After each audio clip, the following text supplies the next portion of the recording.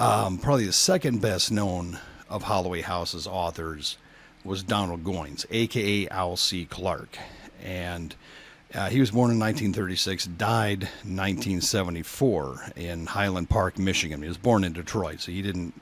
there's no way to put this gently. Aside from jail stays, he didn't move around all that much. He had become addicted to heroin while in the Army in the early 1950s. And in order to support his habit upon his discharge, he committed various other crimes, pimping, dope pushing, forging, robbery. Now, in the late 60s, he's doing time in Michigan State Penitentiary, which is where he runs across a copy of Pimp. And this inspires him. And when he gets out in 1971, he sells his first novel, Dope Fiend, to Holloway House. This is 1971. He dies in 1974. Within that 3-year period, he writes another 15 novels, some of which are published posthumously, some of which are published under the Al C. Clark pseudonym, because Holloway House was afraid that they were simply going to glut the market due to his production. Probably his best-known works are probably a series of 4 books about a black revolutionary in Detroit named Jomo Kenyatta, and they basically trace the path of that organization over a few years, and to where they eventually end up in Los Angeles. I don't want to ruin the arc of the series for anyone, but they have been, pursued by both the federal authorities, the mafia at that point, and also 2 homicide detectives from Detroit who keep popping up throughout the books.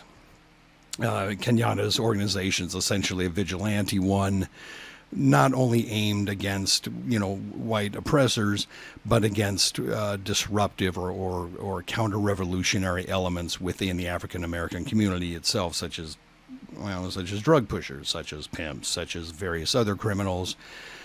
It's both highly violent. I've only read one of those. I've also read Never Die Alone, which was made into a movie in the early 2000s, and is worth checking out if you can get that. Actually, one of the Kenyatta books was made into a film as well. It's kind of hard to come by. I've never seen it. There's a lot of legal stuff involved in its production, so I'm not certain if it's out there anywhere. You can possibly find it. Unfortunately, Goines himself died tragically, murdered in his home along with his wife. Those murders remain unsolved.